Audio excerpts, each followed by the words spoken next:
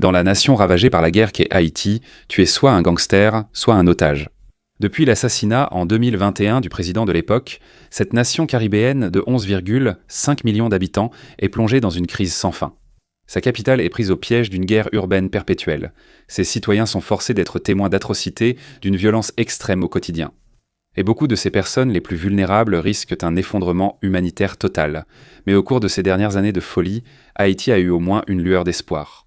Mais au strict minimum, sa piètre excuse de gouvernement civil a été bien trop faible pour même envisager de devenir une dictature. Mais au cours des dernières semaines, il est devenu évident qu'Haïti oscille désormais entre deux très mauvaises options, l'anarchie ou l'autocratie.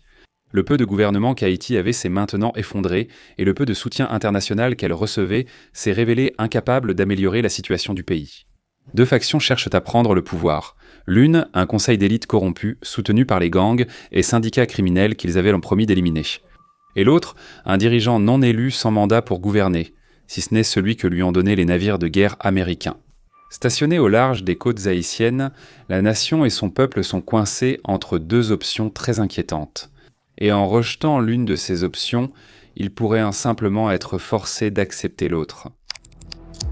Aucun mandat.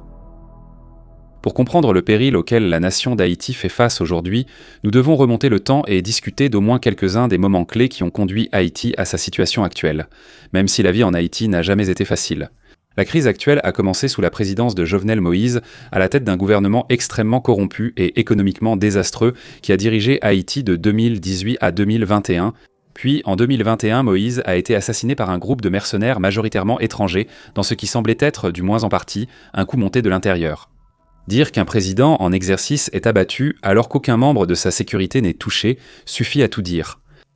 Il y a de quoi être suspicieux, non ? De nombreuses personnes, dont l'épouse de Moïse, ont été inculpées après l'assassinat. Mais la question principale restait la sécession. Haïti est passé sous le contrôle d'un homme nommé Ariel Henry. La crise économique du pays s'est ensuite aggravée, et au milieu des pénuries alimentaires et d'une épidémie de choléra, une alliance de gangs puissants s'est soulevée contre le gouvernement. En 2023, les gangs avaient pratiquement pris le contrôle de la capitale haïtienne et en 2024, ils avaient réussi à empêcher Ariel Henry de revenir dans le pays après un voyage à l'étranger. En prenant le contrôle du principal aéroport d'Haïti et en libérant plus de 4000 détenus de prison, la même alliance de gangs s'est révélée, à l'époque comme aujourd'hui, d'une violence et d'une cruauté incroyables. Ils sont dirigés par un homme surnommé Barbecue, et nous vous laissons imaginer la raison la plus horrible derrière ce surnom. Il est peut-être appelé ainsi parce que ce raisonnement vous mènera probablement à la conclusion supposée correcte. Après la prise de contrôle des gangs, le Premier ministre exilé a dû démissionner dans la disgrâce, suivant un plan soutenu par la communauté internationale. Le contrôle d'Haïti a été confié à un conseil présidentiel de transition pour un mandat de près de 2 ans. En théorie, le conseil nommerait un Premier ministre et tout le monde essaierait de gouverner Haïti ensemble tout en la sortant de son long cauchemar national. En pratique, cependant, le Conseil et les premiers ministres qu'ils ont choisis se sont révélés incroyablement inefficaces et ont finalement aggravé la crise. Depuis leur prise de pouvoir, les gangs se renforcent et s'étendent désormais en campagne haïtienne. Pendant que l'économie a réussi à se détériorer encore davantage et que la crise humanitaire est devenue encore plus insoluble. Une force multinationale de stabilisation, principalement composée de policiers d'élite kenyans, n'a pas obtenu de meilleurs résultats.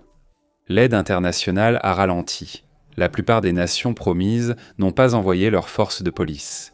La communauté internationale l'a clairement montré. La situation en Haïti est évidente, mais chaque nation estime que c'est le problème d'une autre. Aujourd'hui, les gangs contrôlent jusqu'à 90% de la capitale.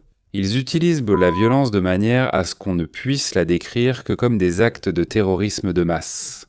Et dans de nombreuses régions du pays, même la subsistance de base est presque impossible à atteindre pour les civils ordinaires. Compte tenu de tout cela, il va sans dire que la dernière chose dont Haïti avait besoin était une nouvelle crise politique. Mais parce que la situation en Haïti trouve toujours de nouvelles façons, parfois surprenantes, de s'aggraver, eh bien c'est exactement ce qui s'est passé. Début février, le conseil de transition du pays devait céder le pouvoir et se dissoudre à la fin de son mandat. Une fois cela fait, le pays serait dirigé par l'homme qui occupait le poste de Premier ministre depuis novembre 2024, Alex Didia. Fiami. Ce n'était pas vraiment un plan précis. En fait, le conseil de transition avait refusé d'élaborer un plan comme prévu, ce qui signifiait que Fiami serait devenu le seul dirigeant d'Haïti par défaut. Le conseil de transition, qui avait déjà prolongé plusieurs fois son mandat, a clairement indiqué fin janvier qu'il ne comptait pas céder le pouvoir. Composé de 7 membres votants et 2 observateurs, le conseil a voté à 5 voix contre 2 pour destituer Fiami moins de 2 semaines avant sa dissolution. Tactiquement, la manœuvre du conseil de transition était simple, selon le membre du conseil qui a mené l'effort, le président Leslie Voltaire.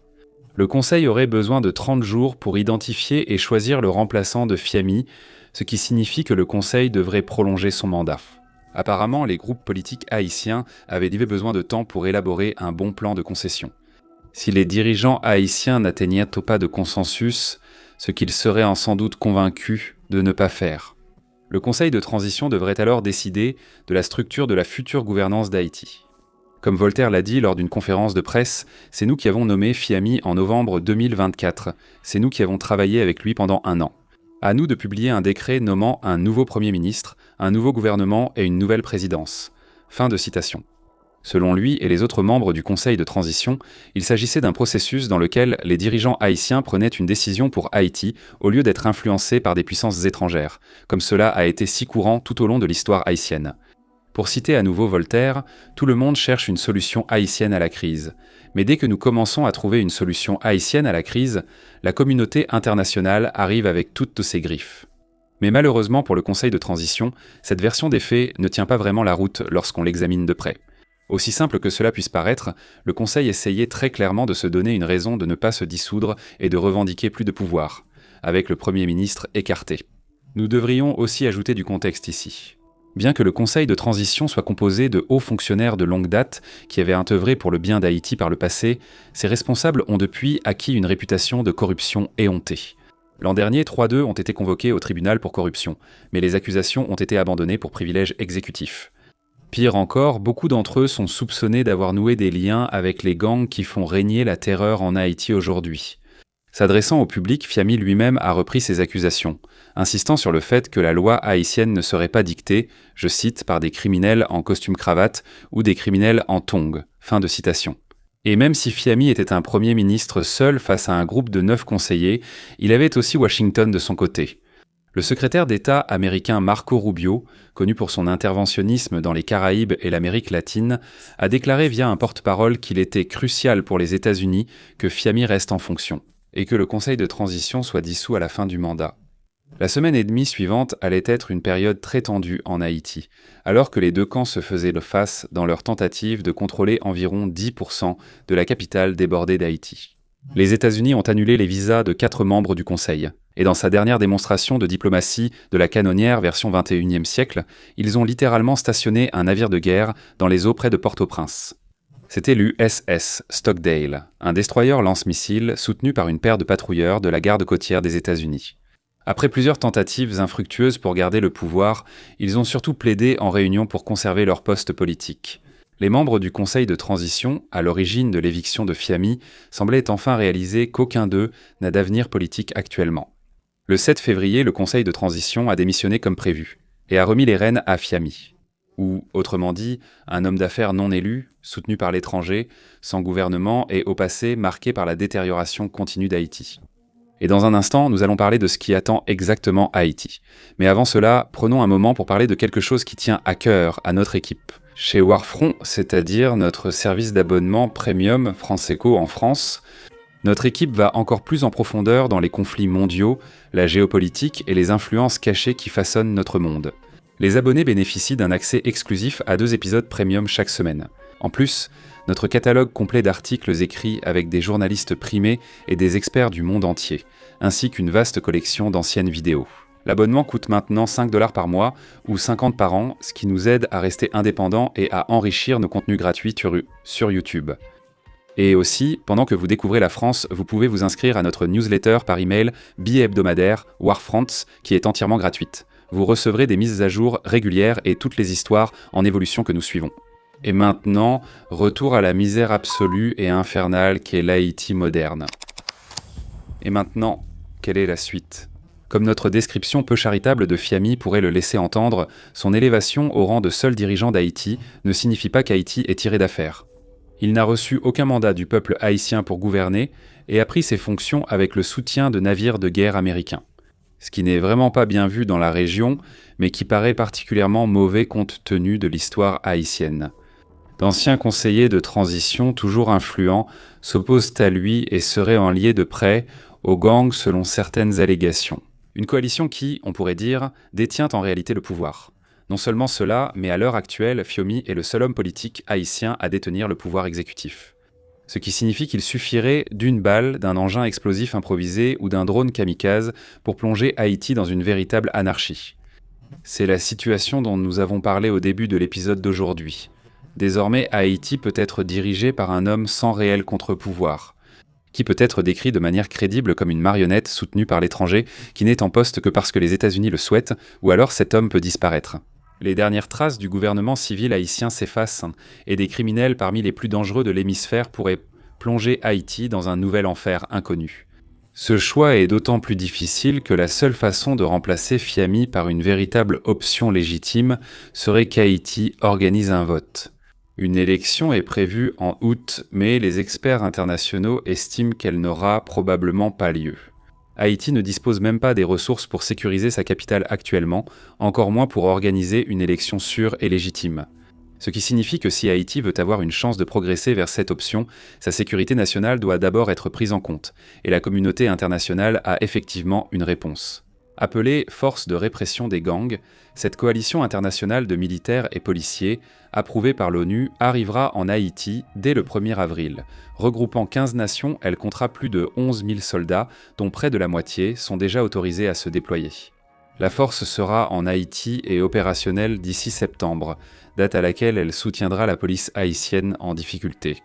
Ils viendront renforcer les mercenaires déjà sur place, dirigés par l'ex-chef de Blackwater, Eric Prince, et sa société Vectus Global, sous commandement américain.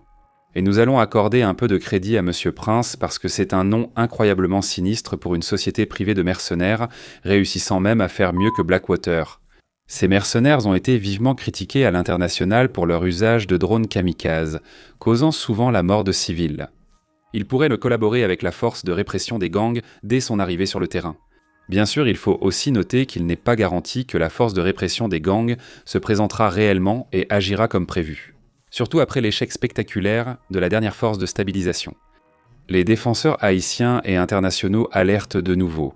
Déployer seulement 11 000 membres armés en Haïti et espérer que tout se passe bien n'est pas une vraie solution. Alors que les États-Unis et d'autres nations ont commencé à débloquer un peu plus de fonds pour Haïti qu'auparavant, l'aide humanitaire reste encore largement insuffisante par rapport aux besoins. À un moment où l'ONU avertit qu'elle risque l'effondrement financier si les nations, y compris les États-Unis, continuent de retenir les contributions sur lesquelles l'ONU compte. La répression contre les gangs n'est pas accompagnée de mesures pour réduire la corruption en Haïti. Ainsi, un détournement des ressources et de l'argent paraît inévitable si l'aide reprend dans le pays. La force ne prévoit pas non plus de maintenir une présence à long terme en Haïti, ni d'offrir des services de formation significatifs pour renforcer la police haïtienne. S'adressant au législateur de Washington, l'envoyé américain en Haïti, Henry Wooster, l'explique. Alors qu'il y a environ 12 000 bandits armés qui composent l'alliance des gangs en Haïti, seuls environ 3 000 d'entre eux sont responsables de la majeure partie de la crise du pays. Mais même cette évaluation suggère que les États-Unis sous-estiment la véritable force des gangs en Haïti. Plus important encore, ils ignorent comment les problèmes plus vastes d'Haïti ont favorisé le recrutement dans les gangs et renforcé leur pouvoir. Aucun plan précis n'existe pour renforcer significativement les gouvernements civils d'Haïti ou rapprocher le pays d'élections libres et équitables. La répression contre les gangs, dans son état actuel, paraît n'être qu'une demi-mesure. Au mieux, 11 000 étrangers armés arriveront en Haïti, tueront quelques membres de gangs et annonceront la victoire. Les puissances étrangères pourront ainsi ignorer temporairement le problème, sans améliorer la situation globale d'Haïti. L'histoire du pays l'a déjà montré, cela reste insuffisant.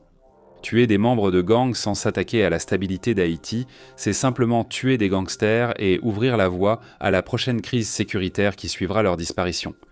Mais les États-Unis en particulier ont leurs propres intérêts à pousser pour une victoire rapide.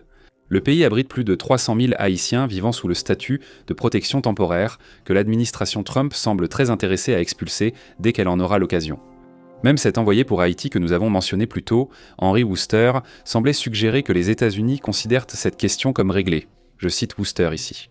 L'objectif des États-Unis en Haïti est la stabilité, c'est-à-dire éviter l'effondrement de l'État et prévenir la migration illégale massive vers les États-Unis. Tout ce que nous faisons pour mettre en œuvre la politique du président concernant Haïti est ancré à cet objectif unique. Non seulement c'est une exigence très basse, mais cela suggère aussi que les États-Unis ne pensent pas que l'État haïtien soit en train de s'effondrer. Cela indiquerait que si Fiami reste au pouvoir et que les États-Unis atteignent leurs objectifs, Washington ne cherche probablement pas à instaurer une stabilité durable. Nous voudrions conclure cet épisode sur une note optimiste pour l'avenir d'Haïti, mais ce n'est pas possible. Sous sa forme actuelle, la force de répression des gangs semble être un outil pour soutenir le fantôme du gouvernement haïtien aussi longtemps que possible, par tous les moyens possibles, avec pratiquement aucune considération pour l'avenir d'Haïti. 1,5 million de déplacés et des centaines de milliers risquant d'être pris entre deux feux. Nous mentirions en disant qu'aucune nation ne propose une meilleure alternative. Si la nouvelle force de stabilisation échoue, le plan B sera l'anarchie. Si ce n'est pas plus, peut-être qu'Haïti pourra éviter ce scénario, au moins pour un certain temps. Merci de votre attention.